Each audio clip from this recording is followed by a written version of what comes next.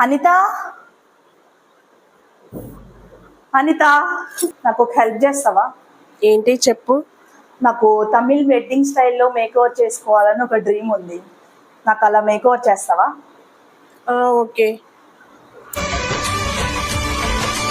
అందాలే అష్టోత్తరం చదివించే సొగసున్నది, సొగసంతా నీరాజనం అర్పించే మనసున్నది.